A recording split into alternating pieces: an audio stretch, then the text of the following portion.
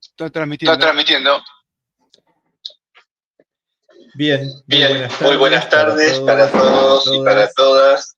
Un día que nos tomamos unos minutitos para poder comenzar con la transmisión porque nos están siguiendo, les contamos que desde Comodoro Rivadavia, desde donde estamos transmitiendo, se está volando prácticamente todo, porque tenemos un temporal de viento extraordinario.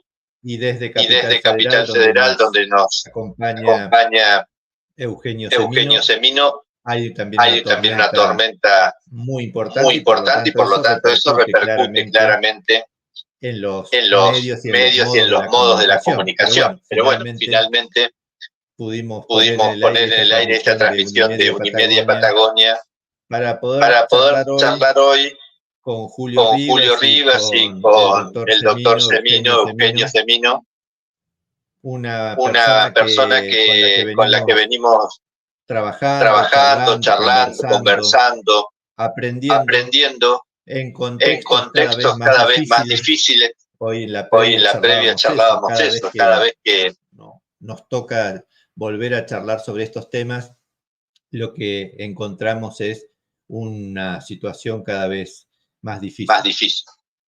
El conversatorio de hoy se llama Humanitaria de 8 millones de personas mayores en la Argentina y va a estar a cargo Eugenio Semino, el defensor de la tercera edad. Eugenio tiene una amplísima trayectoria, lo digo sin ningún tipo de miedo a cometer algún error. Es una de las personas que más sobre gerontología en la Argentina y en Latinoamérica, y también con Julio Rivas, que es el director del Programa Universitario de Adultos Mayores de la Universidad Nacional de la Patagonia, San Juan Bosco. Así que les damos la bienvenida.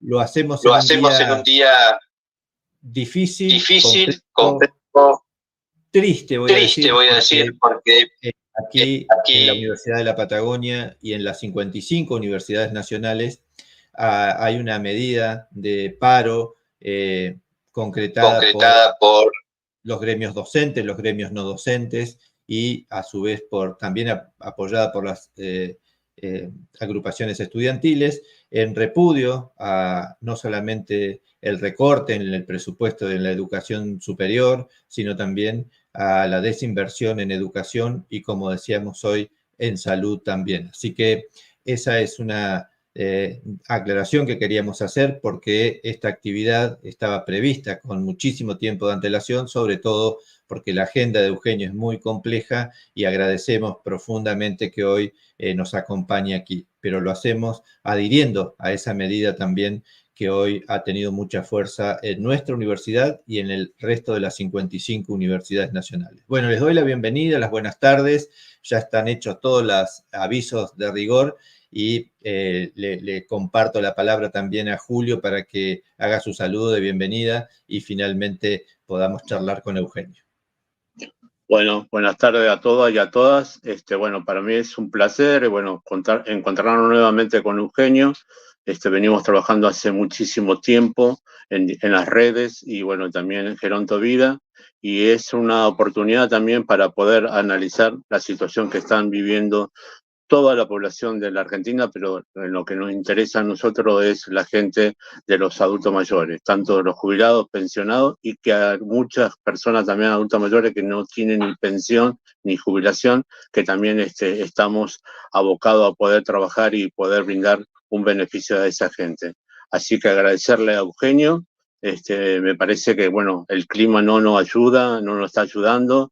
Ahí tengo también muchos mensajes que, por lo menos en Comodoro Rivadavia, ya hay algunos cortes de energía en algunos barrios, así que no se pueden conectar. Pero bueno, estamos acá y tenemos la ventaja con Unimedia y también YouTube, que después la gente lo pueden volver a ver en cualquier momento. Así que bueno, te damos la bienvenida, Eugenio. Ha sido también cuando nosotros hemos realizado digamos, el inicio del programa universitario de adultos mayores, él fue el que estuvo presente, hizo la apertura, y eso para nosotros es un honor y está dentro de lo que es la categoría de la universidad como una persona que está ad honorem para poder desarrollar muchísima actividad que venimos realizando y que, bueno, que vamos a continuar haciendo con él. Así que un abrazo desde acá, de la Patagonia, Eugenio, y bueno, te escuchamos para poder tener más elementos y más conocimiento sobre la situación de los adultos mayores. Agradecido, Julio, Horacio. Realmente para mí es un gusto, un honor, primero adherir a esta jornada de lucha que se está extendiendo por el país por mi condición básica, mi primer título de grado y el más importante de mi vida fue allá por los 60, el de maestro normal nacional. Al día de hoy, que ya doy posgrado en varias universidades de acá y de otras partes, sigo teniendo como axioma lo que aprendí en mis años mozos de los alumnos y lo que hoy sigo aprendiendo. La educación es un tema fundamental y seguramente vamos a tomarlo en cuenta y en consideración con los temas que vamos a hablar hoy. Para nosotros, los gerontólogos, la definición de seguridad social, que excede a veces los criterios habituales con que maneja la terminología la política, tiene que ver con 3 pilares de cada sociedad. Esos 3 pilares, uno es obviamente el trabajo y la previsión social, el otro gran pilar es la salud y el tercero es la educación. Cuando esos pilares están firmes, se desarrolla la sociedad con equilibrio y en paz. Cuando esos pilares tiemblan, la sociedad entra en un verdadero marasmo, donde a su vez se reemplaza las relaciones de convivencia, de diálogo, por relaciones patológicas o directamente cuando se termina la comunicación simbólica de la palabra por la violencia. Cuando no se intercambian palabras, se enfrentan los cuerpos. Y esto es lo que desgraciadamente estamos viviendo a través del tiempo. Me decía Julio, dice, ¿a qué punto hemos llegado? Vos recordás, que soy el más viejo, si hay parámetros de crisis similares. Lo particular es que nosotros naturalizamos la crisis, el vivir en crisis sociales, crisis económicas, crisis políticas, pero lo grave es que hay en este momento una conjunción de todas estas crisis y ahí, cuando vamos a los sectores, a los colectivos más frágiles de la sociedad, nos encontramos en lo que definimos, y ya desde hace un año lo venimos repitiendo, en una crisis humanitaria respecto al sector que trabajamos todos los días y del cual yo soy parte en términos de lo profesional, pero sobre todo en términos de lo etario, que tiene que ver con la situación de las personas mayores, que tiene que ver con la situación de las personas con discapacidad, nada más ni nada menos que 8 millones de argentinos.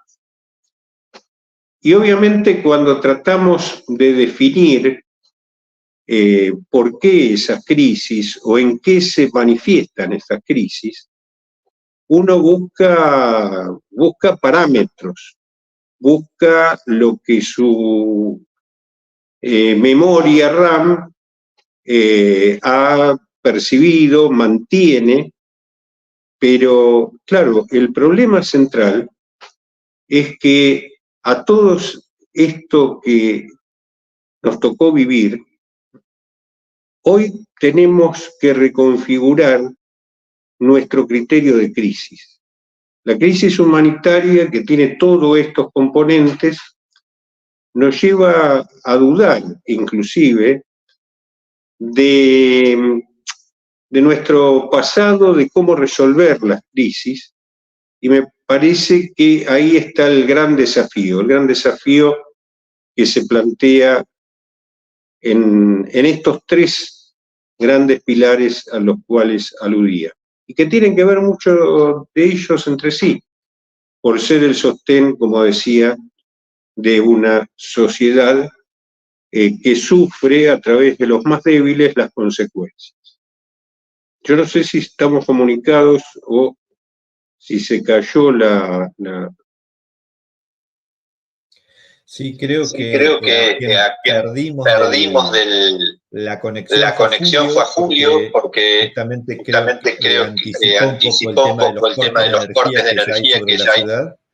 Y entonces creo que por eso es que no lo vemos por aquí visible, pero sí continuamos atentos en la escucha de esta presentación que vos estabas haciendo y bueno, de ese modo poder ir conversando sobre algunas cuestiones que son urgentes, como decíamos hoy al comienzo, pero que a su vez también nos dan una dimensión de la crisis. En la previa escuchábamos y charlábamos un ratito sobre, ¿no? Este ejercicio que hemos empezado a hacer desde hace algún tiempo, comparando si alguna vez habíamos estado tan mal como estamos hoy, si hay alguna referencia respecto de la ruptura del lazo social tan importante y tan alarmante como la que tenemos hoy, y entonces creo que nos vendría, digamos, muy bien una actualización de lo que eso significa. Hemos visto que la crisis política incluso ha hecho que el quórum en el que se debía tratar la legislación vinculada a las personas mayores y a los jubilados no existe. Hay no solamente una invisibilización de la problemática, sino un desinterés absoluto. Bueno, que nos compartas un poco esa radiografía, aunque durísima seguro, de lo que estás viendo hoy respecto de las personas mayores en la Argentina. Vamos a ver lo que aparece como la exteriorización más visible, más obvia, que es la situación de estos 8 millones de argentinos y argentinas desde lo económico. Nosotros tenemos muchísimo ejercicio, los argentinos, en interpretar crisis económicas, en ver qué estrategias armamos, cómo nos protegemos. Y claro, uno siempre pone un punto que es en el cual estamos parados, pero ese punto en el cual estamos parados es porque llegamos a este momento. Es decir, siempre aquellas lluvias traen barros. Hoy estamos viendo un gran barrial, un gran lodazal. Ahora, para no irnos, podríamos hacer un raconto, por ejemplo, en términos de haberes, de ingresos económicos de las personas mayores o con discapacidad, y tendríamos una historia casi del mediados del siglo XX para acá, de vaciamiento de un sistema. Es decir, el sistema de seguridad social en lo previsional, en Argentina se empieza a consolidar a mediados del siglo XX, pero inmediatamente empieza a haber dificultades porque ya empiezan los vaciamientos de empresas a renglón seguido, empieza la irregularidad laboral. Entonces, una fuerte contradicción de inicio. Recordemos que la primera caja de jubilaciones que tuvimos es de 1904. El primer atisbo de ley bismarckiana en Latinoamérica. En los 50, cuando se consolida el sistema de distintas cajas, luego de aquella experiencia de empleados públicos desde las 43-49, tuvimos el Instituto Bancario, el Instituto Ferroviario, y un sistema de cajas de previsión que, teniendo una población joven, aparecían como muy sólidas. Ahora, desde aquel inicio hasta hoy, hemos atravesado las experiencias más diversas y han fracasado sistemas que se suponían, y la experiencia del mundo lo marca, que podían ser mejorados, que podían ser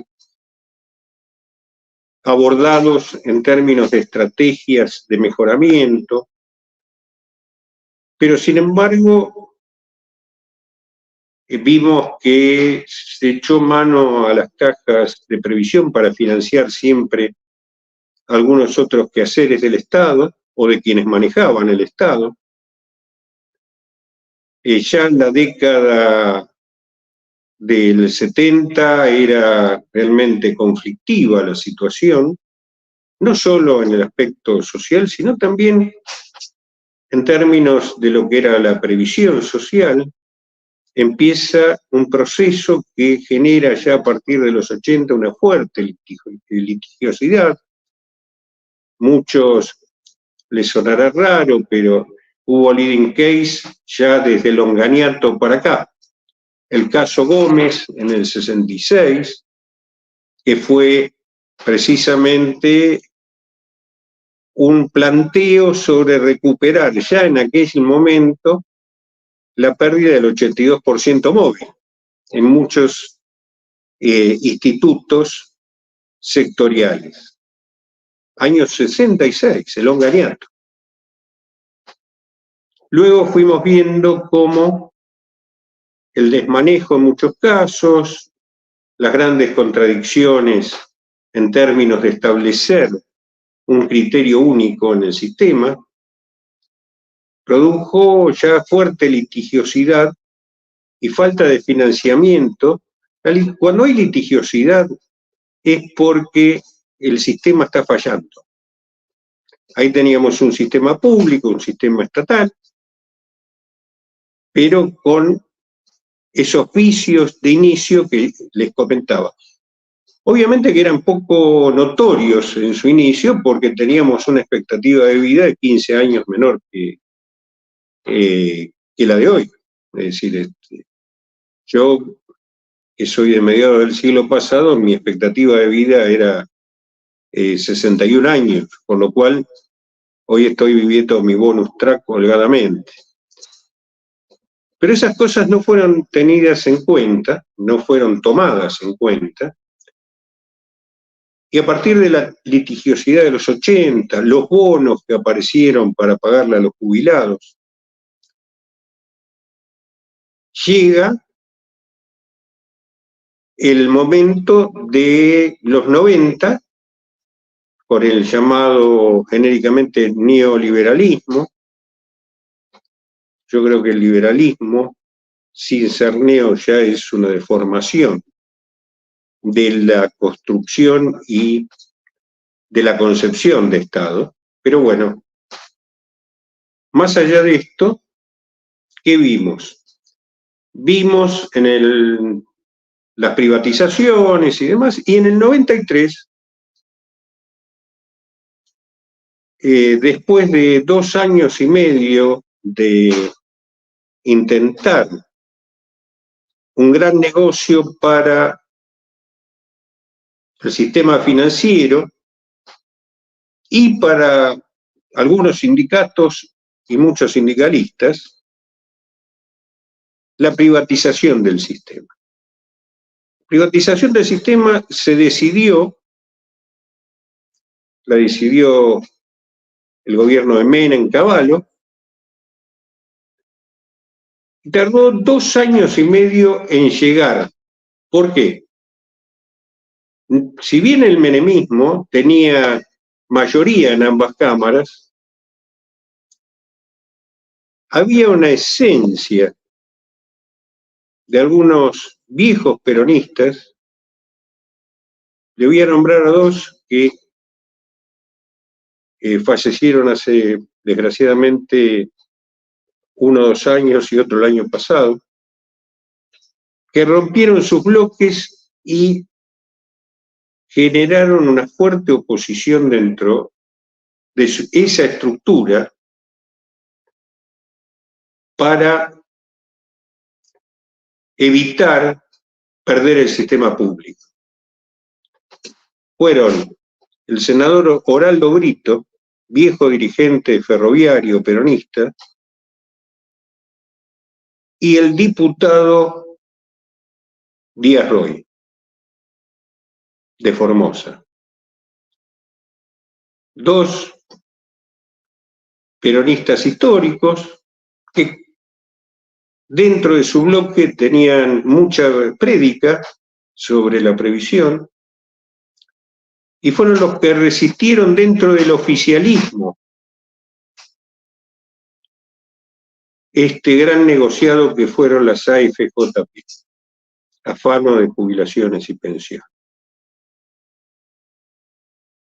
Y fíjense que cuando se logró votar, las estructuras que se oponían, que en aquel momento era la CTA, digamos, otro modelo de sindicalismo,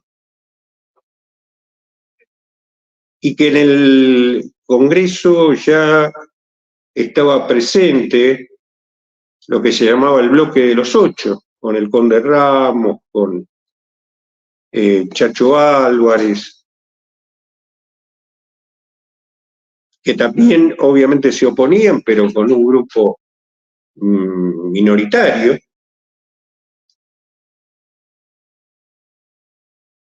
Ese grupo, desgraciadamente, uno de los integrantes de ese grupo fue el voto que después de 2 años y 4 meses, es decir, 2 años y medio, un poquito menos, 2 años y 4 meses, rompió esa resistencia, la resistencia que sostenían de afuera los jubilados y pensionados de la mesa coordinadora, los jubilados de ATE, CTA, los representantes de CTA, obviamente por ese momento todavía daba su lucha el querido Germán Abdala, ya enfermo, pero decía que el bloque de los 8, bueno, hay uno que dejó de estar convencido, que fue Franco Caviglia, que pasó a renglón siguiente e inmediato, convencido por en aquel momento un privatista, luego reconvertido ya de viejo en progresista, refiero a Oscar Parrilli, lo convence y aparece, después de votar a favor de la privatización, a cargo de la Auditoría General de la Nación. Ahora bien, yo decía que no fue tan siquiera concebido como un sistema privado. Estaban sistemas privados que en aquel momento tenían algún recorrido, Chile, Singapur, pero no mucho más. Es más, pasaba algo muy particular. Nosotros teníamos un grupo de gerontólogos, previsionalistas. Desgraciadamente no son recordados los compañeros, Amancio López, Jorge Urriza, José Luis Di Lorenzo, compañeros que, bueno, ya no están, que teníamos fundamentos técnicos, económicos, sociales para aportar, pero había una ola Cavallo realmente, no me voy a extender en esto, pero tiene mucho que ver porque hoy se habla nuevamente de privatizar, etcétera, etcétera.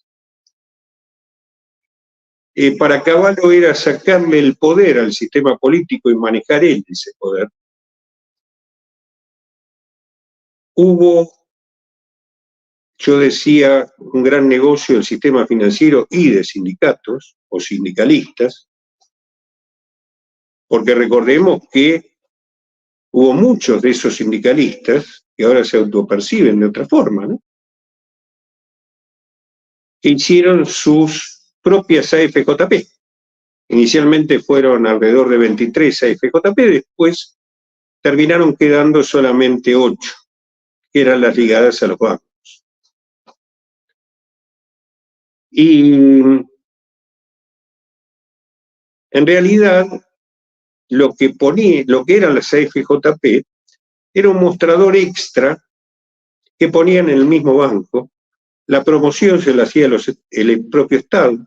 Recuerden que no había opción, es decir, sino que la opción era inversa. El trabajador tenía que optar, si quería, expresamente quedarse en el sistema público. Sistema público que había quedado un pedacito por esta lucha que yo refería contra la privatización. Era casi testimonial, pero miren lo que pasó para no extender. Los bancos recaudaban, ponían chicas y muchachos de pelo parado, chicas muy monas, para, como podían ser promotores de perfume, para hacer afiliados a las FJP,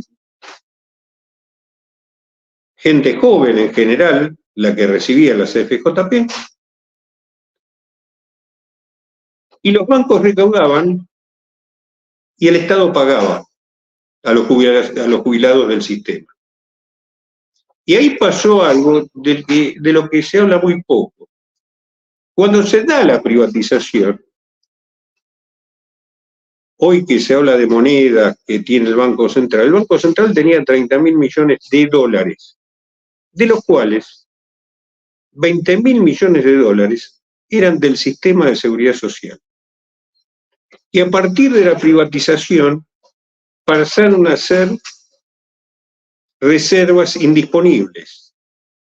Por lo cual, el Estado, para pagar, porque ya no recaudaba, tuvo que salir a pedir préstamos con los distintos gobiernos permanentes. Ustedes recordarán, los mayores lo tendremos más presente, pero todos los días aparece, bueno, le pedimos a los organismos multilaterales de crédito un stand-by llamado megacanje, canje, blindaje. Eran créditos de corto plazo con altísimos intereses. ¿Qué plata se le prestaba al Estado? Los 20.000 millones que tenía en su reserva y que pasaron a estar en manos del manejo de las FJP. Es decir, se nos prestaba nuestra propia plata con intereses a cortos plazos, con aprietes, etcétera, etcétera. En el 2006 hay un conflicto político entre el presidente, bueno, del sector político y los bancos. Los bancos estaban encabezados en ese momento por Jorge Brito padre. Y presidente Kirchner dice, voy a reestatizar el sistema. Tuve la oportunidad, esto no es interpretación, sino es el relato de lo que pasó. Nos invitó a Jorge Luis Di Lorenzo y a mí a una amena charla un día jueves, dice, el lunes quiero estatizar el sistema.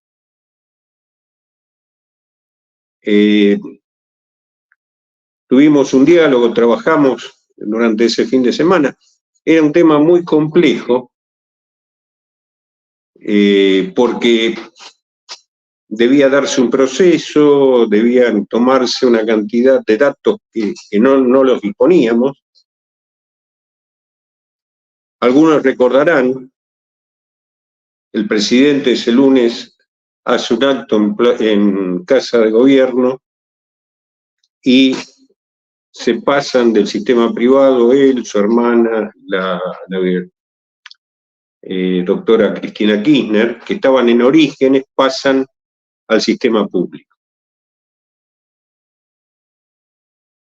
Pero después, bueno, lo que se había proyectado, lo que habíamos diseñado para volver al sistema público no se generó, no se produjo.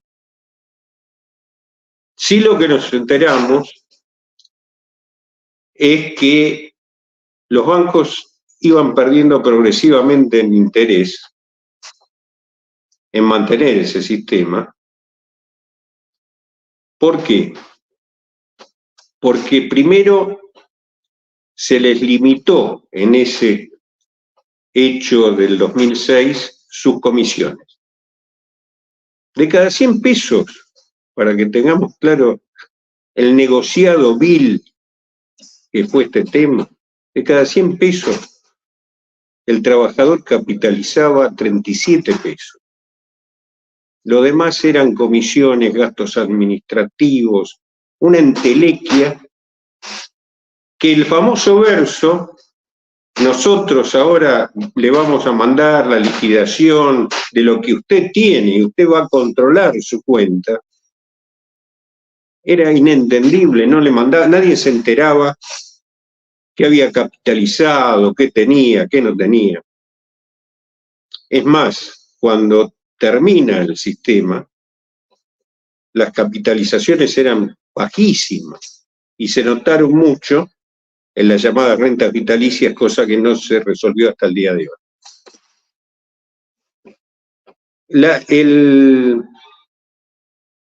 El mensaje para vender no era mentira lo que decían los promotores y las promotoras. Dice, usted va a aportar tanto y va a tener dentro de tantos años tanto, y así en toda la cuenta en dólares. Es decir, era como si el trayecto de los 20 años que le faltaba para jubilarse, o los 30, iban a ser tal cual fue el comienzo. Dólar 1 a 1, es decir, íbamos a tener siempre la misma paridad, no iba a haber inflación en Argentina. Es más, al punto tal fue esto, que no se fijó fórmula de reajuste, porque en aquellos momentos con la paridad supuestamente había inflación cero. Entonces, ¿por qué iban a aumentar las jubilaciones? Solo para los primeros 2 años hubo una fórmula llamada AMPO que movía un poquito el amperímetro de la jubilación. Pero después era el Congreso de la Nación quien supuestamente tenía que tratar una vez por año cuánto aumentarle a los jubilados. Nunca se reunió el Congreso de la Nación hasta que dejaron de existir las AFJP para tratar un aumento. Por eso, fíjense, ¿y por qué describo con minuciosidad todo esto? Y vamos a ver los efectos de esto. Porque, entre otras cosas, las leyes que hoy rigen el sistema son las de Cavallo. La 24241 y la 24463, que la llamamos en su momento, y así lo fue y así lo es, la ley lápida de los derechos de la seguridad social o de la previsión social en Argentina.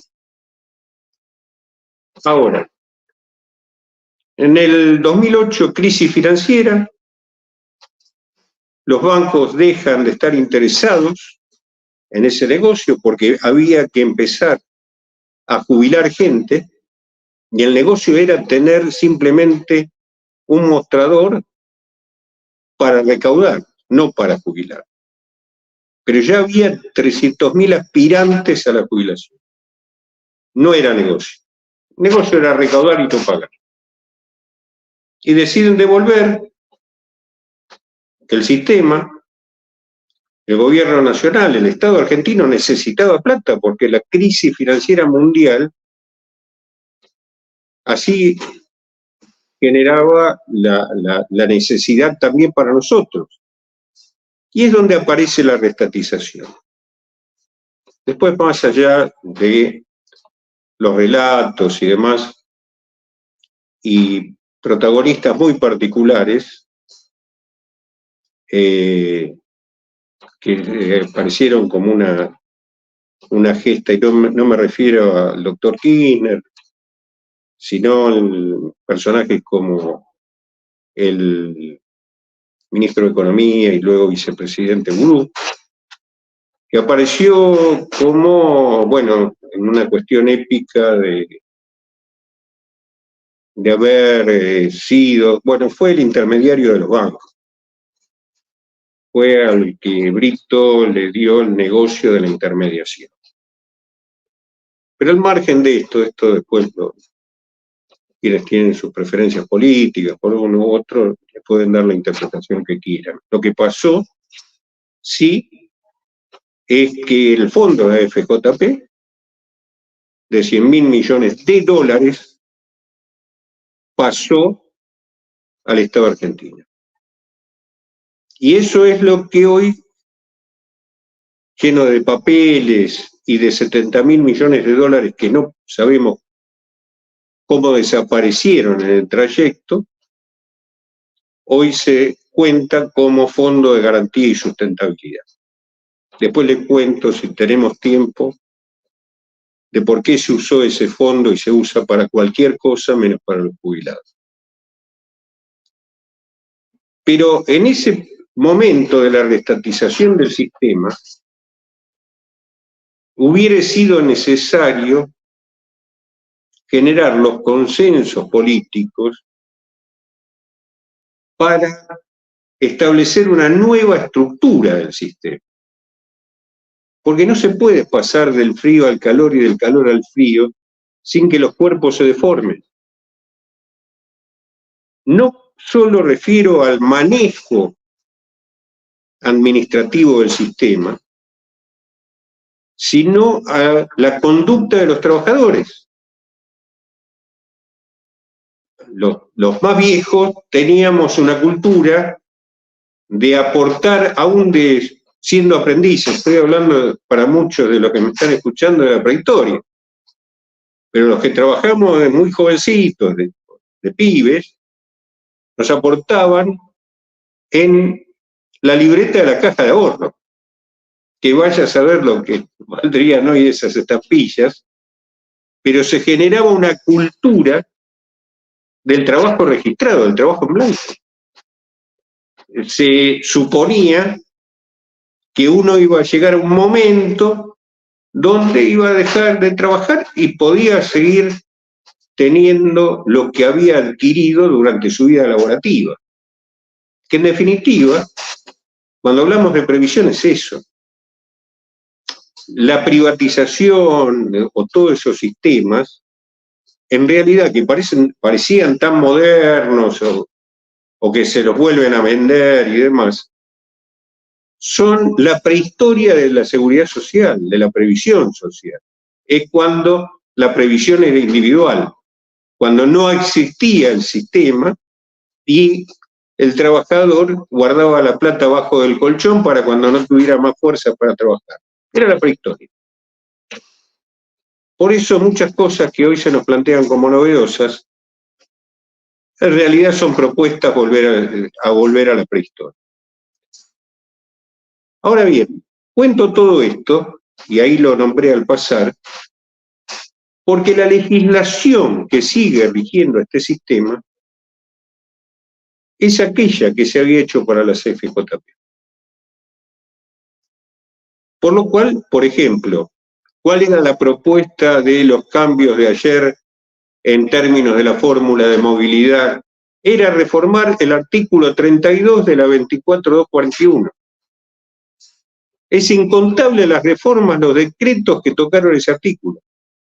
Cuando una ley necesita ser permanentemente revisada a través de los ejecutivos o de la justicia, es porque la ley no da más, no sirve más.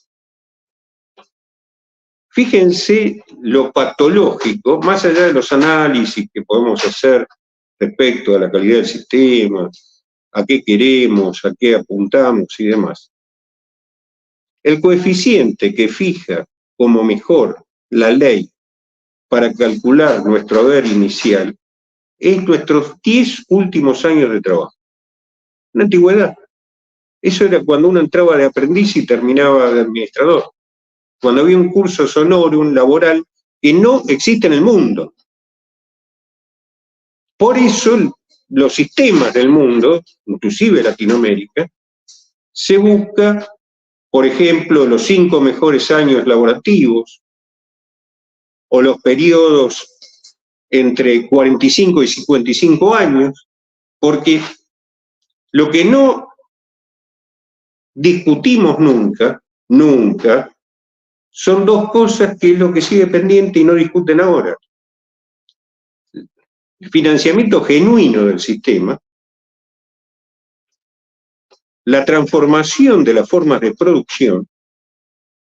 La ley bismarckiana estaba pensada y tuvo mucho éxito en la posguerra, porque estaba pensada en relación de pirámides jóvenes y de un capitalismo de pleno empleo, que estaba relacionado con la reconstrucción de Europa en la posguerra, donde iban trabajadores de los países dependientes a trabajar en esa reconstrucción, y obviamente la ecuación daba, pero esto rápidamente se va perdiendo. Viene la revolución tecnológica, la robótica, la informática. Hoy estamos en la inteligencia artificial. Entonces, esto no es parte del debate en Argentina. Llegamos a periodos que va cambiando todo esto y lo que va pasando es que se supone que la litigiosidad, es decir, recurrir a la justicia, va a resolver los problemas de fondo de un sistema. En general, la justicia en el mundo es para los casos puntualísimos que ese sistema no resolvió o se equivocó. Pero ya en el 90 tuvimos que ir a la Comisión Interamericana de Derechos Humanos por el gran litigio del caso Chocobar, que ustedes tal vez ni recordarán otro más reciente con un policía, qué sé yo. El caso de Chocobar hubo que ir a la Comisión Interamericana de Derechos Humanos porque lo tuvo 7 años en la Corte de Nazareno y compañía, sin resolver. Y cuando se expidió la comisión, resolvió la Corte reconociendo solo el 13% de la pretensión planteada por los jubilados. Y después tuvimos otro caso que les va a sonar más cercano, que es el caso Badaro, que tuvo que ver con que después de la crisis del 2001, quedaron muy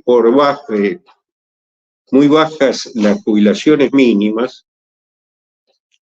Tener en cuenta que las jubilaciones mínimas en los 90, Norma Pla, algunos la recordarán, Mesa Coordinadora, Lieberman y Miscos, Forte,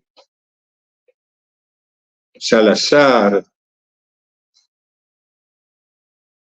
grandes luchadores todos, reclamaban la consigna, era por 450 pesos o dólares. Las jubilaciones mínimas eran de 100 pesos, 100 dólares, más, 150 pesos, 150 dólares, más 50 dólares de un subsidio que le daba el PAN. al jubilado. Es decir, $200. Uno dice, bueno, son lo mismo que ahora. Claro, ahora tienen esa mínima más del 70% de los jubilados, y en aquel momento, en el movimiento de Norma Plan, Plaza Lavalle, eran el 17%. Ahora bien, decía que avísenme cuando me estoy extendiendo y vamos a redondeando conceptos. Decíamos que hacia el 2000, 2001, las jubilaciones mínimas quedan muy bajas, están en el orden de esos 150, 200 mil pesos,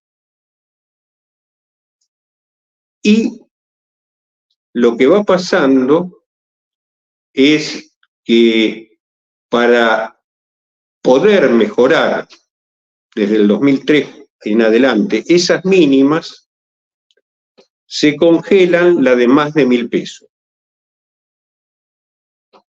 Entonces se iba dando por tramos aumento de esas mínimas, eran asimétricos, porque por ejemplo, era bueno, ahora vamos a llegar a 300, entonces el de 200 le damos 100, el de 250 le damos 50, hasta 300. Después vamos a llegar hasta 400. ¿Y qué fue pasando? Llegó un momento que llegaron todos a 1.000, entonces don Adolfo Badaro dijo, a los que teníamos ya 1.000, nos jodieron. Hace juicio y en 2006, agosto del 2006, la Corte, cuando llega Badaro con su reclamo, que había tenido fallo de primera y segunda instancia a favor, la Corte le dice al Congreso de la Nación, lo exhorta a que fije una forma de actualización de ese haber. Esto es importante porque de ahí la movilidad, ¿no? Que fije una forma no solo para Badaro, sino para todos los badaros. El Congreso de la Nación no hace nada. Al año, noviembre del 2007, después de las elecciones, la Corte dice, bueno, el Congreso no hizo nada, yo establezco que hay que reajustarle el haber a Badaro conforme la variación del peón de la construcción. Es más complejo el índice. Quedaba el 88.6%. Y ahí empezaron a hacer juicios quienes tenían derecho, que eran 2 millones de jubilados. Porque ¿qué había pasado? Ahí empieza un vicio que es el que se mantiene hasta hoy. Los de arriba, perdiendo, van bancando a los de abajo. Vale decir, una redistribución del ingreso. Es decir, no se traía más plata al sistema. Bueno, esto patológicamente llega a nuestros días. Y ahora vamos sí al momento actual. Pero digo eso porque en el caso Badaro, fallado en el 2007, hubo 500.000 jubilados que por juicio individual llegaron a tener un resultado, a cubrir su expectativa. Otros 700.000 que cobraron mucho después, en el año 16, por vía de la reparación histórica, con una quita de su pretensión y en cuotas, y 1 millón de jubilados que se murieron sin haber gozado nunca de su derecho. Digo, estas son las consecuencias de un sistema que se fue devastando a sí mismo. Llega la crisis del 2001 y obviamente sabemos lo que pasó en el campo laboral, lo que pasó con el empleo, y lo mismo se trasladó a los trabajadores jubilados. Otro concepto. Los jubilados no son una abstracción, no son una cosa que aparece de la nada. Son trabajadores que dejaron la actividad. Porque a partir de este curro de que el trabajador dejó de ser trabajador cuando se jubiló, se le da un ente y una categoría distinta. Y los derechos de la persona que llegó a la jubilación son sus derechos laborales. Lo que se está conculcando hoy son los derechos de los trabajadores. Tenemos un problema. Fue tal el desquicio durante tantos años que la marcha de los miércoles al Congreso de la Nación, que hacen los jubilados, somos 15 los miércoles.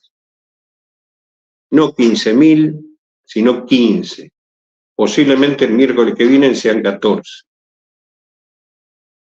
Los trabajadores activos no se conciben como jubilados. Fíjense el caso, dice, no, pero mira el caso francés, cómo defienden sus... ¿Saben quién salieron? En general los franceses rompen todo siempre por cualquier protesta característica, dan vuelta a los coches. Pero fíjense que es interesante confrontar situaciones. Los que salieron a protestar y a hacer grandes manifestaciones fue la sociedad, pero básicamente los jóvenes. ¿Por qué? Porque la lucha era, miren, escuchen esto porque es tal vez la esencia de todo lo que estamos hablando. Era la lucha por la libertad. Es decir, querían llegar lo antes posible a gozar de la jubilación y hacer otra cosa en su vida. Y hablaban siempre, y colegas de allá, estamos siempre comunicados, lo comentaban, porque el joven quería tener libertad de dejar una actividad laborativa y poder dedicarse a otro tipo de quehacer. Es decir, por tener un futuro después. Por eso acá quedamos 14 o 15, porque nadie se concibe ni como viejo ni como jubilado. Nosotros vivimos en una sociedad que lo hablo mucho, que es gerascofóbica. Hay un enorme miedo al envejecimiento. Es una sociedad de Dorian Gray. Queremos ser como somos ahora y de ninguna otra forma después. Queremos permanecer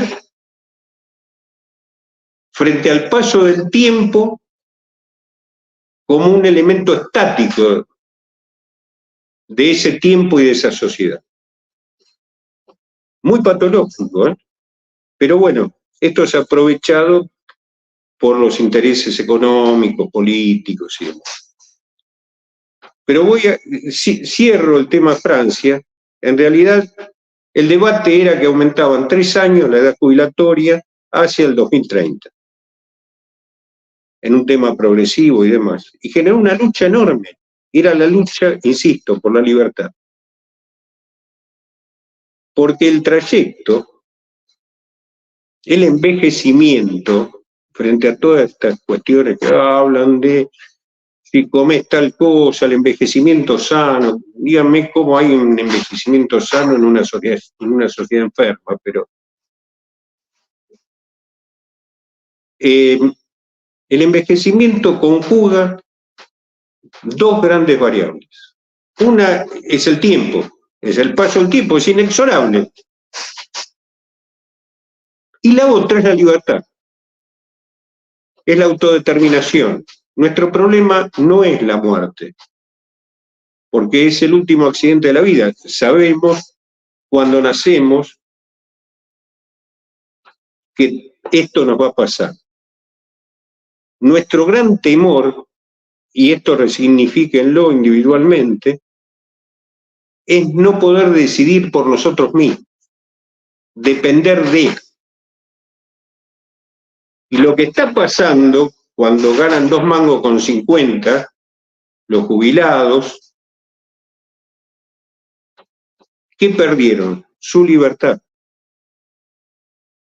Y cuando no se les provee de salud, no se les reconoce el deseo, perdieron su condición de autodeterminarse. Entonces, fíjense la particularidad. Nosotros tenemos en la oficina, en la Defensoría y también en la Fundación, un grupo de abogados para ayudar a la gente a jubilarse. Es más, tenemos una terminal de ANSES en la Defensoría. ¿Saben a qué viene la gente de 65 años? A ver cómo puede evitar jubilarse. Lo inverso a Francia, que quiere jubilarse lo más rápidamente posible. ¿Por qué? Porque acá se le aplica un rifle sanitario a las personas de 65 años. Es una visión primitiva del sistema político y que está al servicio de los intereses económicos. Bueno, ¿por qué cuento esto? Porque se van naturalizando procesos y decía, siempre nos parece que este es el punto final. Y sin embargo, seguimos cayendo.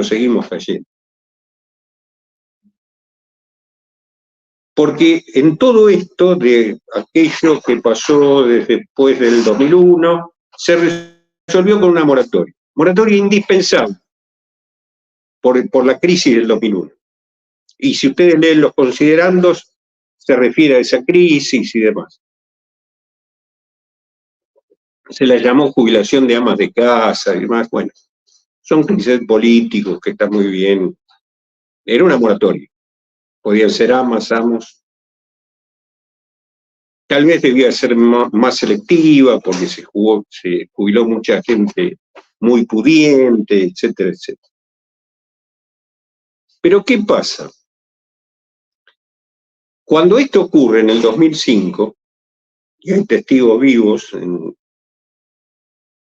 la discusión previa a llegar al debate en el Congreso, y tiene mucho que ver con lo que está pasando hoy en el debate que no hay, ¿no?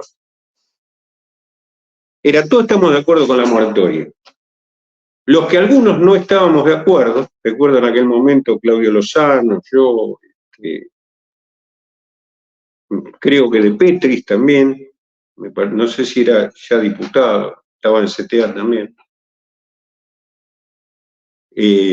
Pichetto, lo que no estábamos de acuerdo con que se financie con la plata del sistema el ingreso.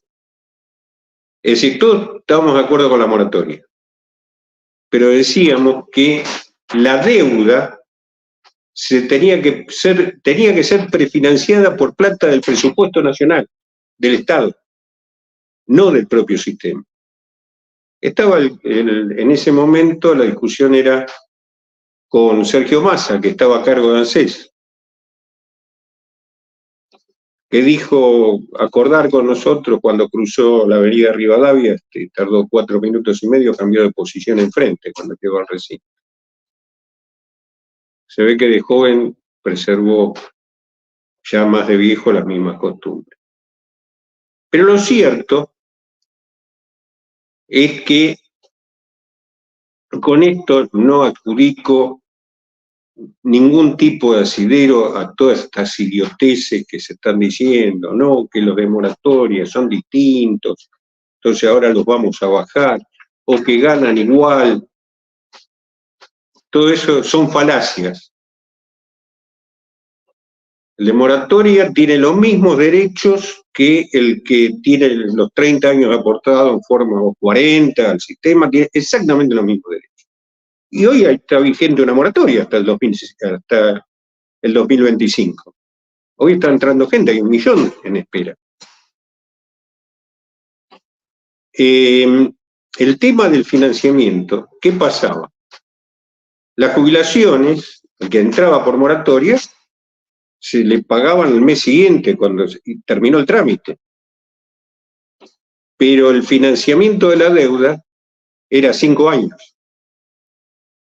Entonces, ¿quién terminaba poniendo el prefinanciamiento de los que entraban? los que estaban en el sistema. Ahí es cuando ya, después de Badaro, se sigue achatando la pirámide. Ahí es precisamente cuando se establece, posterior a al 2009, cuando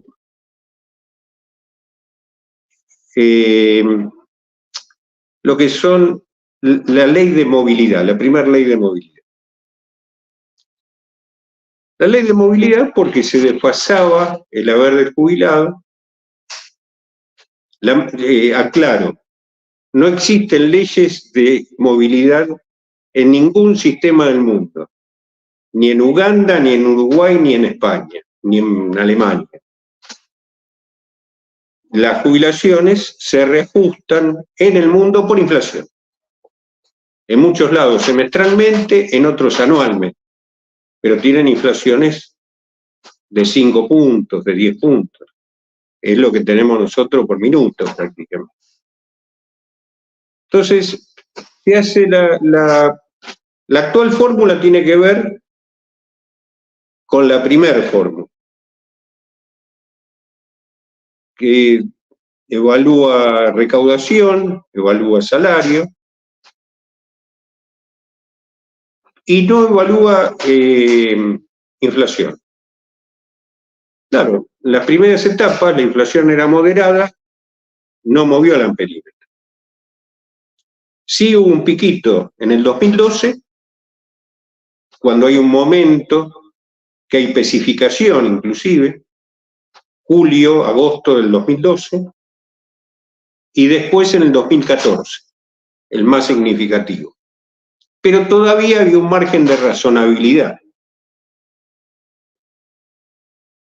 En el 2017, gestión Macri, diciembre del 2017, algunos recordarán, gran escándalo en el Congreso, se cambia la fórmula. Y es un momento muy similar al cambio actual que se pretende. ¿Y por qué se pretende? En el 2016 se había dado la reparación histórica, manifesté hace un rato, se había ganado una elección de medio término, y en el 2017 esa fórmula, que era muy parecida a la que hoy está rigiendo, dice, no, ahora, ¿qué hacemos? Hacemos lo que hace el mundo, 100% de inflación. La fórmula era 100% de inflación. Cuando va al Congreso, Pichetto, que presidía el bloque del Senado, dice, no, hijo, pongamos algo de salario. Entonces queda 70-30. Ahora, ¿por qué esa administración quería poner el 100% de inflación? Porque preveían la caída de la inflación. Entonces, ¿qué pasó? Se va la inflación para arriba, 18, 19, y pierden 20 puntos los saberes con la inflación, respecto a la inflación. Los famosos 20 puntos con que hace su campaña Alberto Fernández, que algunos recordarán, decía, yo voy a recomponer los 20 puntos vendiendo las LELIC, cosa que no pasó, se reprodujeron como más que los conejos las LELIC.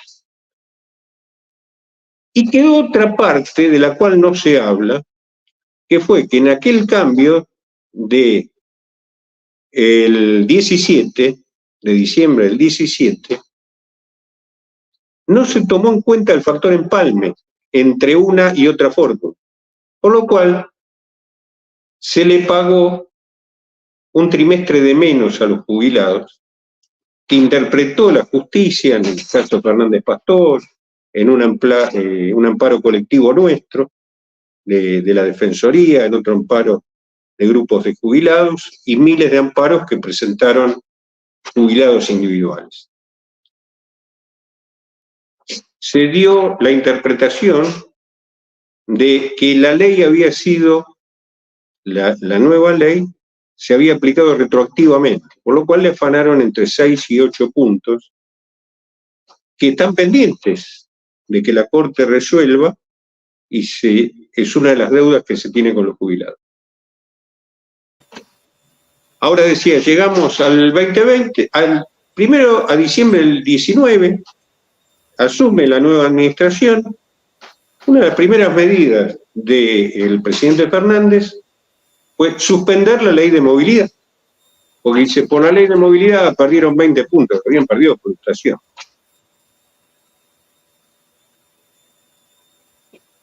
Y dice que va a dar los decretos, los reajustes por decreto de necesidad y urgencia, cosa que pasó durante el 2020. Fíjense que cuando suspende la ley de movilidad de Macri, lo que nadie cuenta es que esa ley de movilidad, como reajustaba sobre inflación del semestre anterior, daba buenos números en el primer semestre del 2020. Lo suspendió el primer decreto. Cuando suspende esto no existía la pandemia, el murciélago no había llegado a China todavía, era una decisión política. Entonces, en el primer decreto, que fue el de marzo de reajuste de los saberes jubilatorios, ¿qué se hace? Se aplican índices decrecientes desde las mínimas hasta las más altas.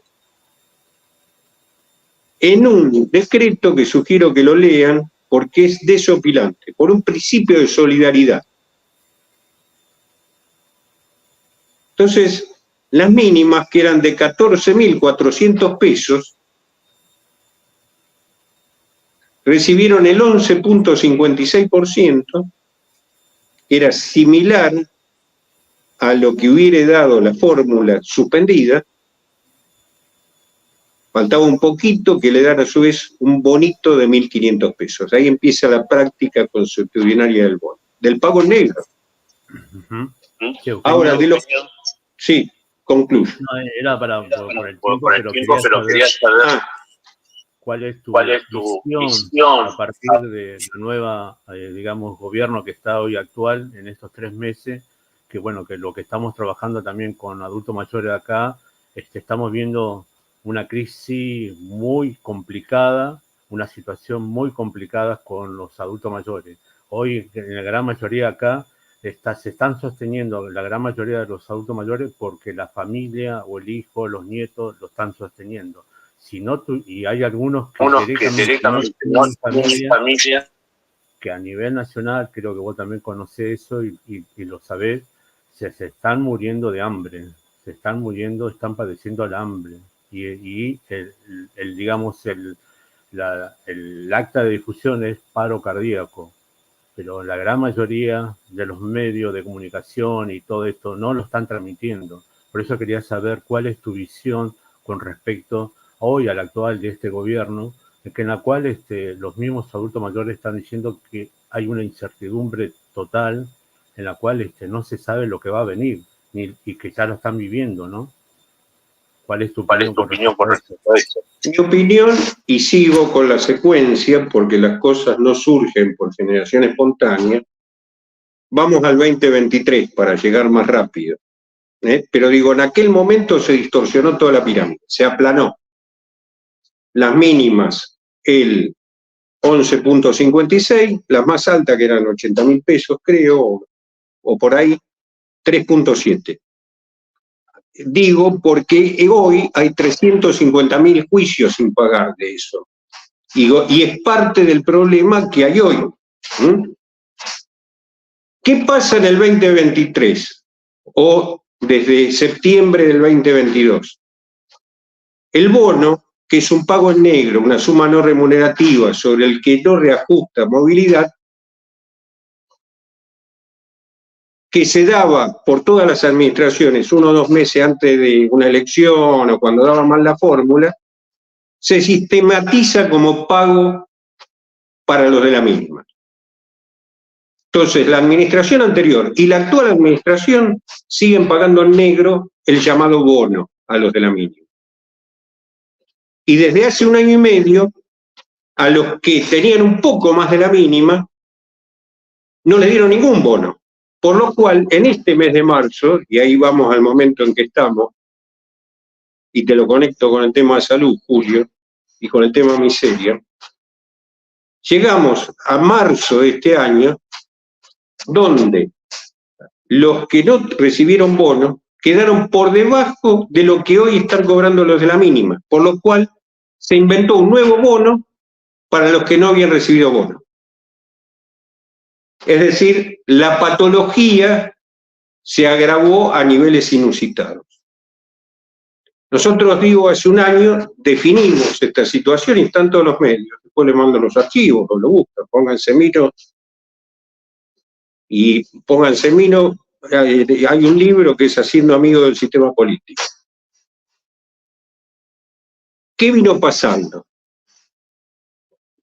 La canasta del jubilado, al mes de octubre, al 6 de octubre del año pasado, ahora se va a publicar la otra, estamos recibiendo la compulsa de las provincias, había dado 313.000 pesos con gastos de vivienda.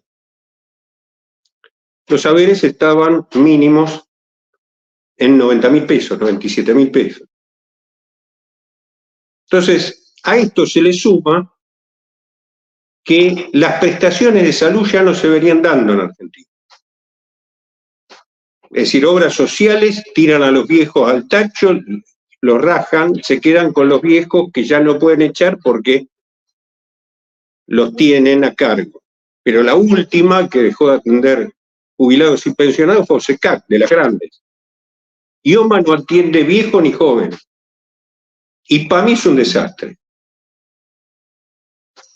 Es un desastre gravísimo que se agravó a partir del 3 de agosto del año pasado, cuando aparece un famoso hackeo donde se pierden historias clínicas, se interrumpen tratamientos, se mueren muchísimos pacientes, tenemos pila de denuncias penales hechas, y al día de hoy, por eso te digo, para llegar a hoy siempre hubo un proceso, tenemos miles de pacientes que están esperando de hace 1 año, 2 años, prótesis de cadera especiales, prótesis de rodilla,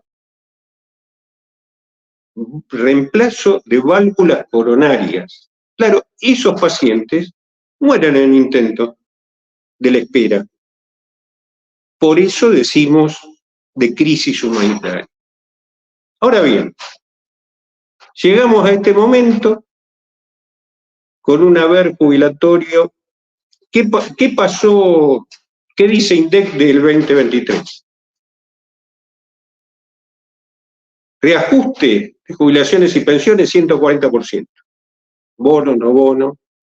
Inflación nivel general 211%. Bien, 50, 60 puntos, según el bono o no bono, de pérdida de poder adquisitivo. Pero esto a nivel general. Medicamentos, 300% con precios regulados.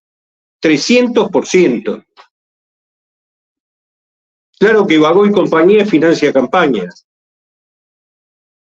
Claro que las prepagas tienen canales de televisión. Y esto lleva a que llegamos al 10 de octubre con esta situación, con esta pérdida. Al 10 de octubre, perdón, al 10 de diciembre con esta situación. 14 de diciembre, devaluación 118%. Perdemos todos los argentinos, pero el que más pierde es el que tiene el bolsillo más chico. El jubilado, el pensionado. Diciembre, inflación del 25%. Vamos a adjudicarle la mitad de la inflación a cada una de las administraciones. La verdad, voy a decir un término no académico. Me importa absolutamente nada con quién quedar bien o con quién quedar mal, o quién me gusta más o quién me gusta menos. Me parece que todos son responsables de esto. y diciembre lo muestra.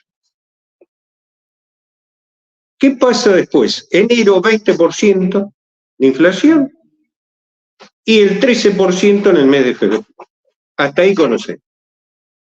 Ahora bien, el reajuste para marzo de la ley de movilidad, 27%, 27.18, 27%.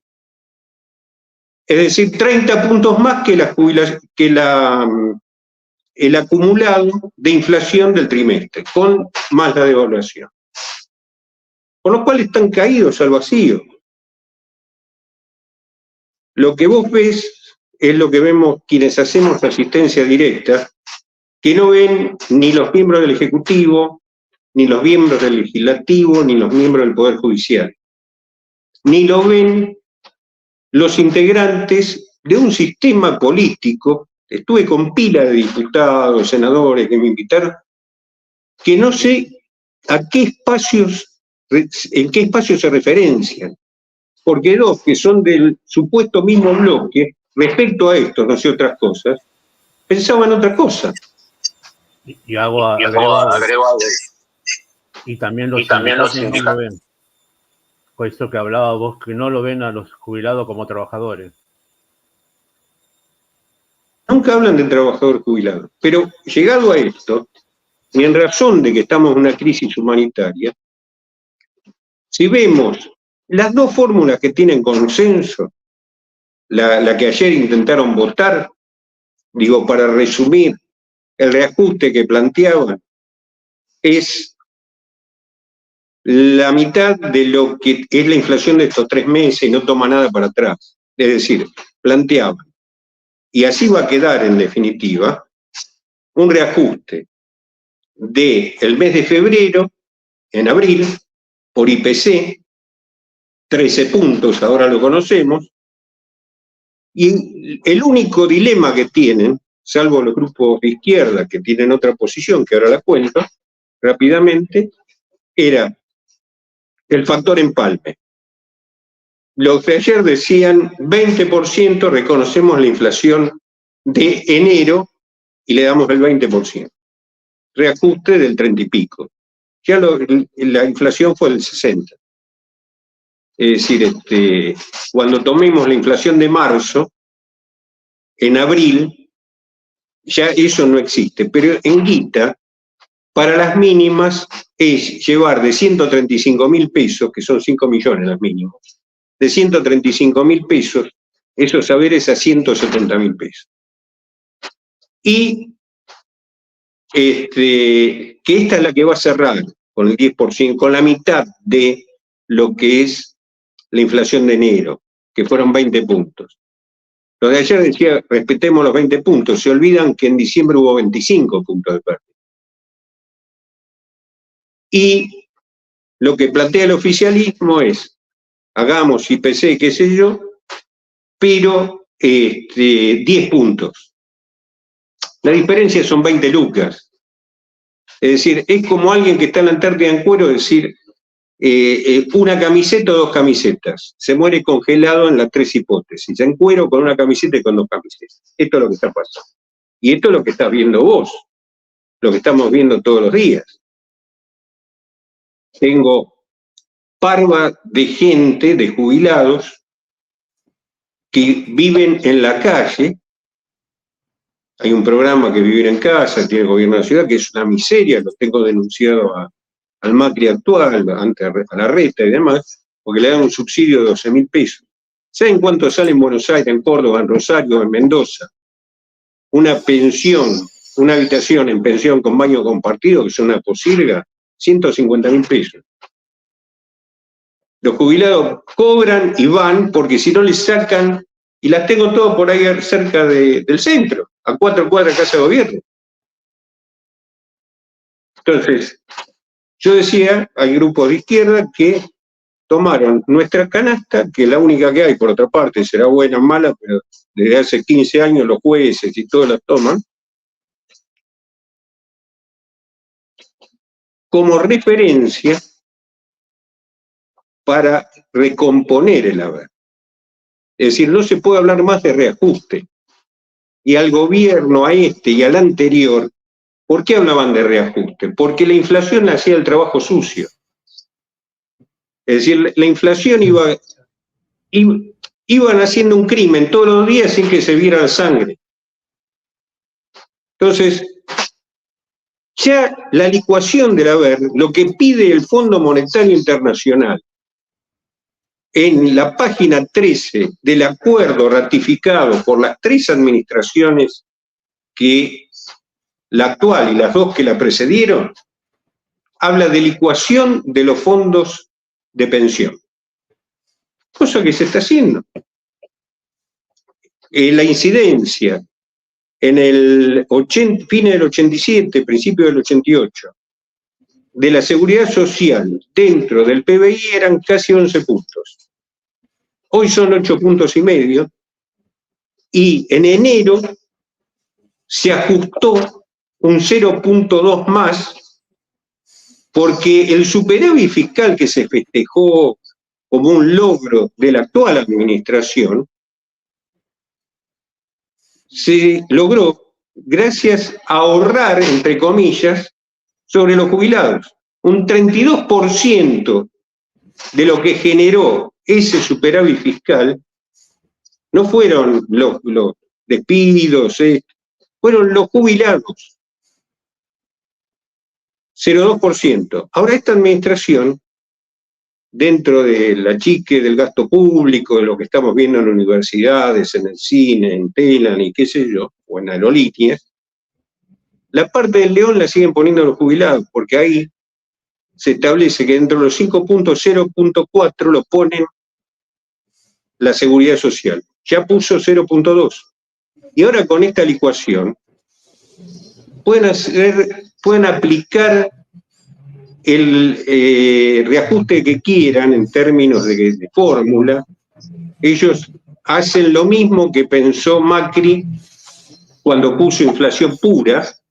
Dice, acá la inflación está bajando, la licuación ya está hecha, por lo cual cada vez vamos a pagar menos.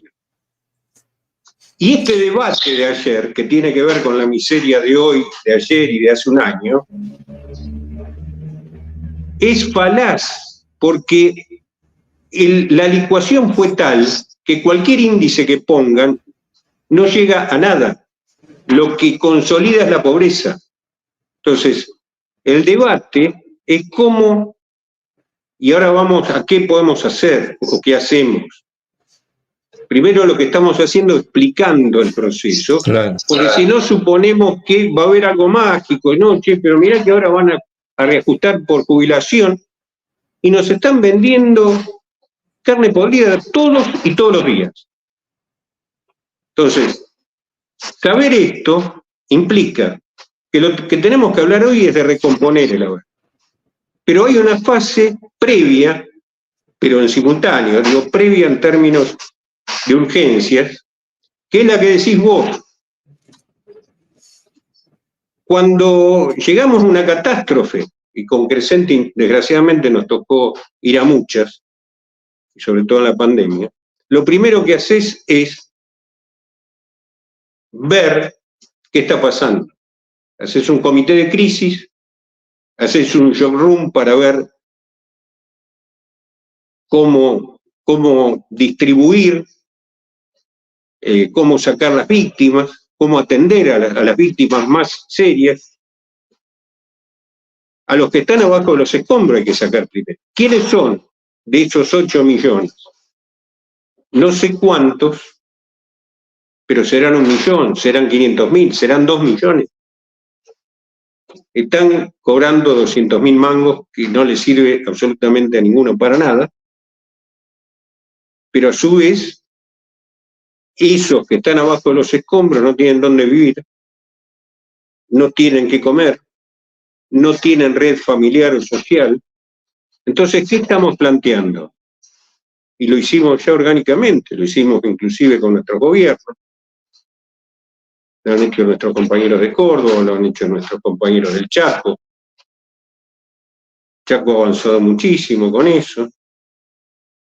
Salta, ahora Santa Fe, que es un compañero de Gerardo Vida, el secretario de tercera edad, es poner los recursos del Estado Nacional, del Estado provincial y del municipio en la emergencia para sacar a los que detectamos que esto se puede hacer, lo estamos haciendo en Ciudad de Buenos Aires, cruzando los padrones de ANSES, de PAMI, de la ciudad y de otras obras sociales sindicales. Estamos viendo quienes no tienen nada de cobertura. Y a eso le exigimos, obviamente, primero a los gobiernos locales, que es el que tenemos más cerca, que ayuden a esa gente. Ahora, la ayuda es en la emergencia. En la contingencia, donde hay que resolver el tema hacia adelante, es plantear y pararnos muy firmemente en la necesidad de la recomposición del haber. Lo que pasa es que esa lucha no sirve de nada si en el durante, como viene pasando, y lo tenemos denunciado, certificado y demás, se nos está muriendo la gente. Entonces, digo, en el showroom vamos viendo a quién sacamos y llamamos al intendente, al jefe de gobierno, al gobernador, y le decimos, viejo, mira, tengo 10.000 viejos que no pueden morfar, que no tiene quien les dé salud. Entonces, se va sacando eso, por lo menos tratamos de hacerlo así, y en paralelo tratamos de clarificar. El debate de ayer era un sofisma, era algo absurdo. Sí. Y después discutimos lo que dijo como es la canciller, todo. ¿Qué es más? Es la hojarasca que te produzcan para que discutas estas cosas. Sí, lo que habíamos también trabajado con vos, lo que estamos pensando es sobre el tema de políticas públicas. Yo ahora te escucho y que vos decís, estamos hablando con la ciudad, con el gobierno con lo que nosotros estamos viendo acá, que no tenemos referente ni en ANSES, ni en PAMI, no tenemos referente ni en la misma provincia donde no hay nadie con respecto a la temática de adultos mayores. No hay referentes en la cual se pueda discutir y plantear esto. Eso es también lo que hoy se está viendo a nivel nacional e institucional.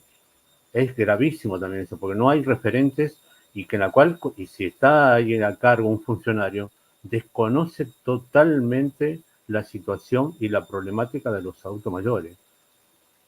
Exigirle al que esté, es decir, yo la verdad que a los que están en PAMI, no, salvo el que está de número 1, que sí lo conozco por una circunstancia, que es trabajador de PAMI, que estuvo a cargo de la Sexta, que es Ciudad de Buenos Aires.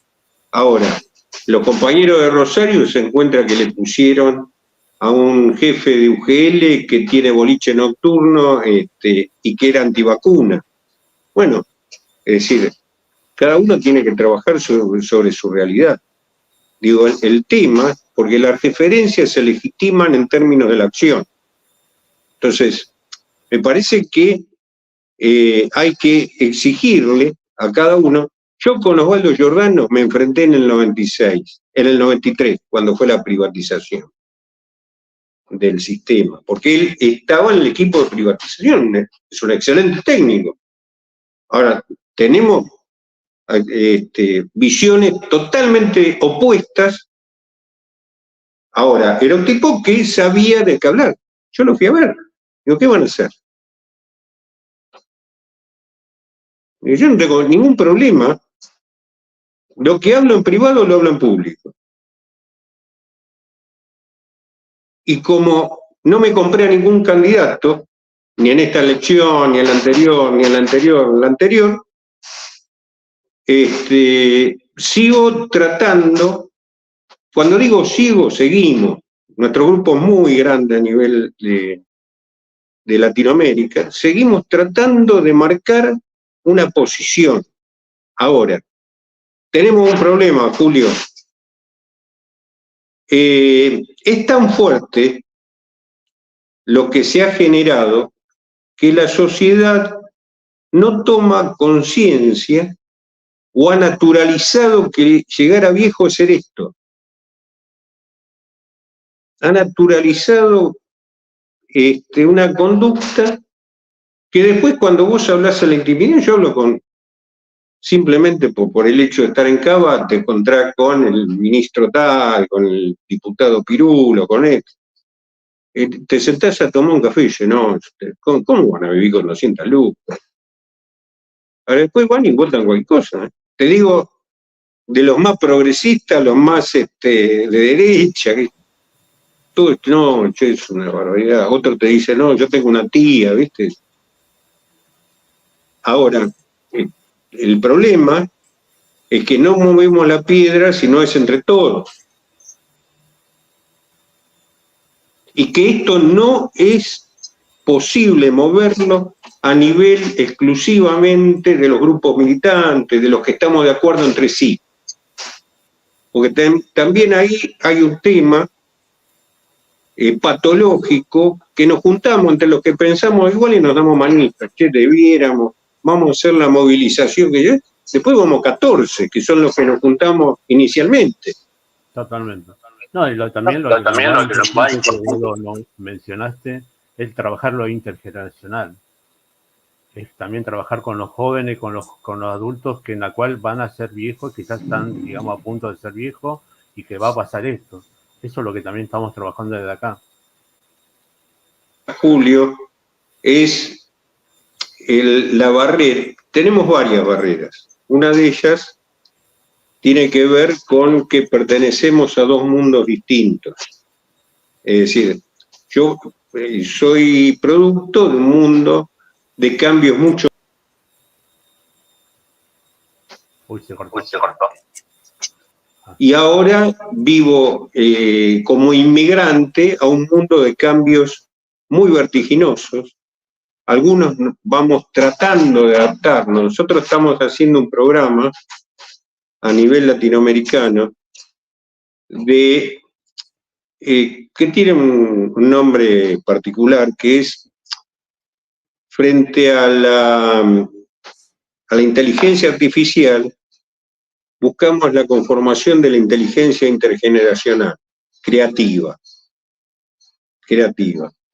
Y tratamos de unir, lo estamos haciendo en varios clubes deportivos, sociales y demás, tratamos de unir la generación que maneja la herramienta, que es el joven, que tiene fluidez en el manejo de la herramienta informática, en la tecnología moderna y demás, y aquellos que tenemos un tránsito como para aportar a que esa herramienta la pueda usar para algo productivo. Pero que el proyecto se genere de ese conjunto de jóvenes y viejos y que el proyecto sea un proyecto material. Es decir, que tenga un producto decidido por ellos, que puede ser de cualquier tipo. Puede tener un fin económico, puede tener un fin social, solidario, el que quiera. Pero el producto tiene que mostrarse, tiene que tener un valor para que si no nos quedamos, viste, en las reuniones de buena voluntad entre viejos y jóvenes, qué sé yo. Los jóvenes no nos soportan a los viejos y nosotros hay un punto que no soportamos a los jóvenes. Entonces, si no hay un fin para el encuentro, nos comemos un asado un día y nos vemos el año que viene.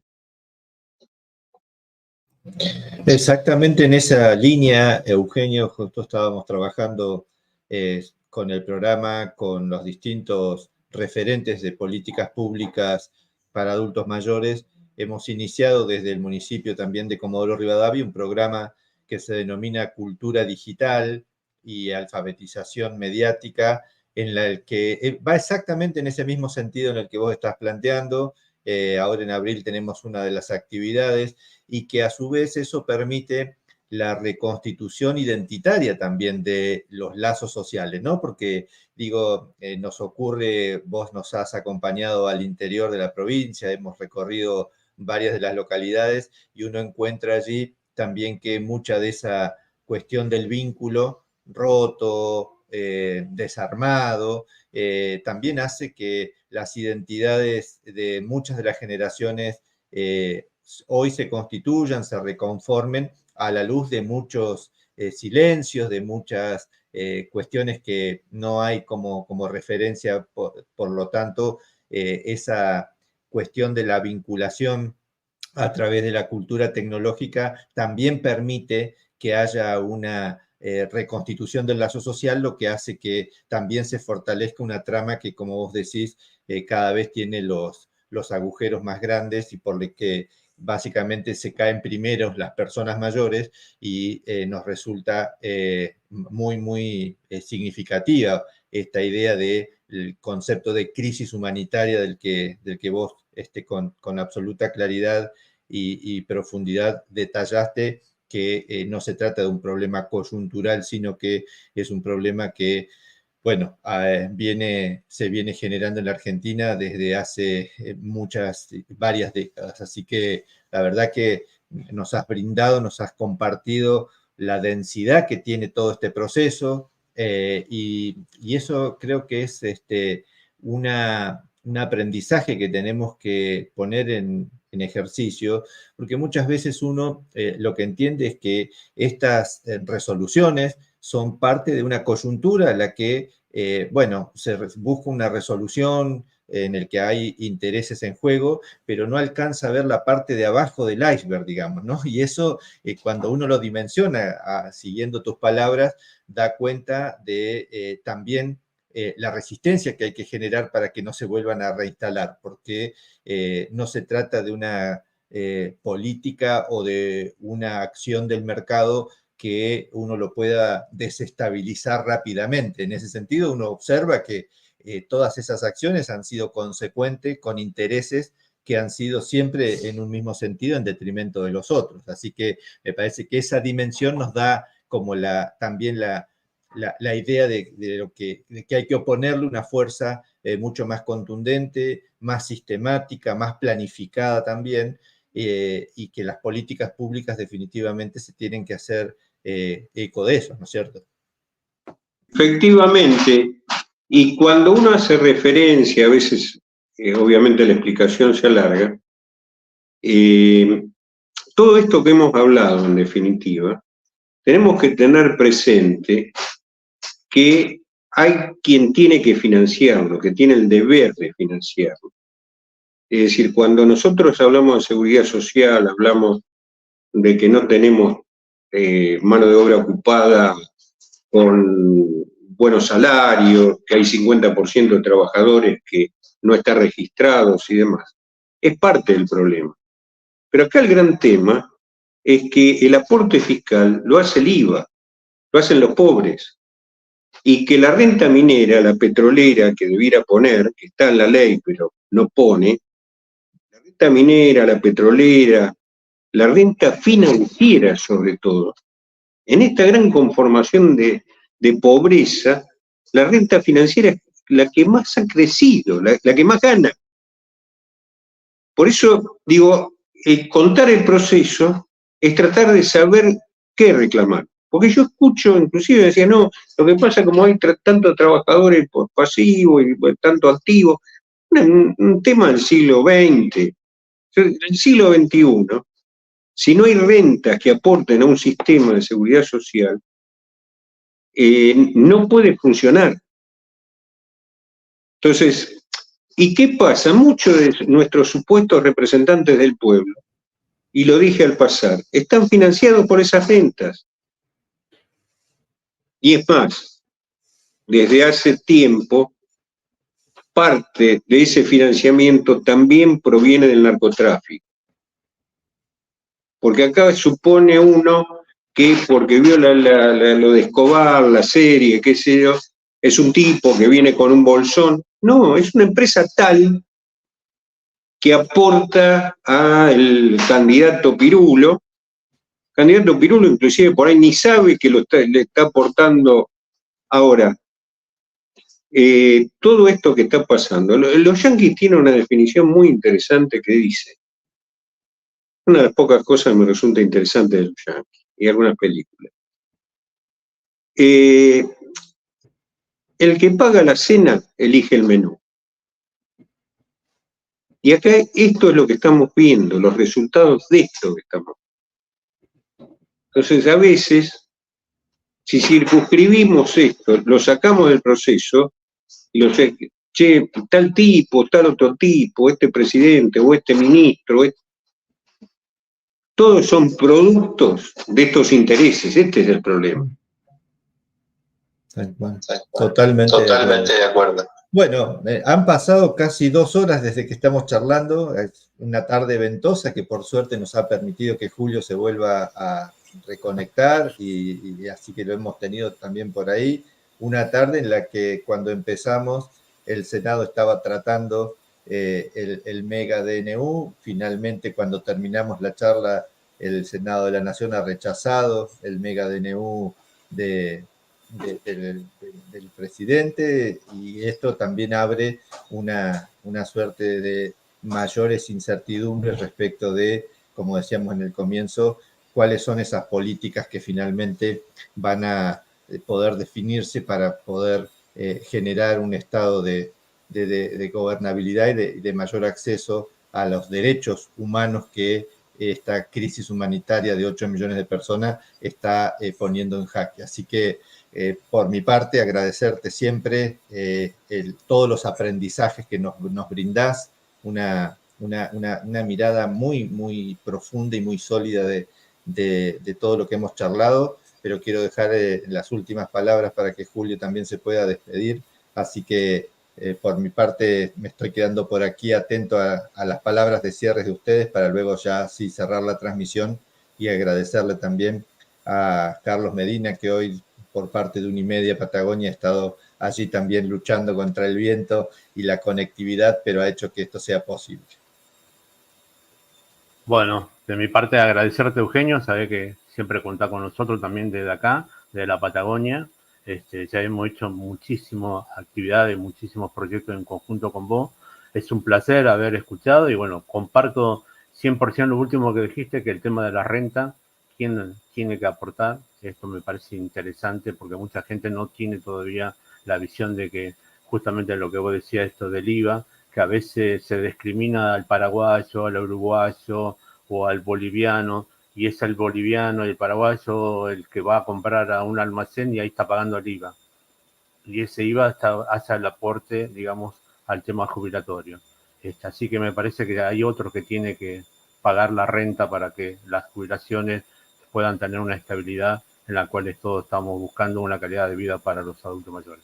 Así que desde acá, un abrazo grande y bueno, sabés que en cualquier momento que podamos contar con vos, tanto virtual o presencial, bueno, sabemos que lo vamos a tener. Así que agradecerte de la universidad, nuestra Universidad Nacional de la Patagonia San Juan Bosco, y bueno, es un placer haber escuchado con vos. Y la gente que también estuvo en contacto ahora, también está agradecida por eso. Bueno, yo le agradezco muchísimo a Medina, que lo nombramos y no lo vemos, pero que estamos gracias a él en términos de la conectividad. A ustedes que son amigos de la vida, siempre estamos juntos, aunque tengamos distancia material, nos sentimos como tal. Y les quiero mostrar algo para despedirnos, porque es un pueblo que está sufriendo mucho, y si nosotros no hacemos lo necesario, al sufrimiento que hoy tenemos como pueblo le vamos a agregar mucho más. No sé si se llega a ver, atrás mío,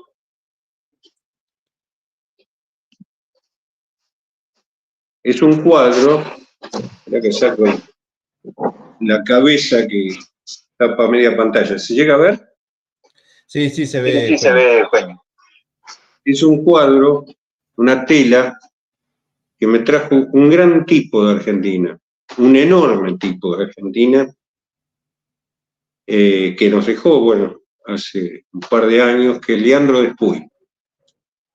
Leandro Despuy fue el último embajador que antes de la dictadura de Cedras había quedado en Haití. Bueno, y tuvo minutos para llegar corriendo al último avión y trajo un plástico haitiano, le regaló esta tela y trajo esta tela y otra que son muy alegres, que tienen mucho colorido. Artistas haitianos, que es un pueblo que sigue sufriendo, pero sin embargo su gente sigue creyendo y creando. Por eso tenemos que tratar de no seguir cayendo, pero tenemos que seguir luchando y creando, ¿no? Así que les agradezco mucho, bueno, y un abrazo enorme para todos los amigos que han seguido esta charla. Bueno, enorme cierre.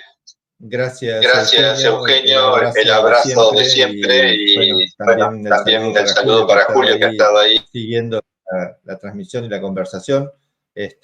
Nos veremos pronto, creando y resistiendo. Un abrazo gigante.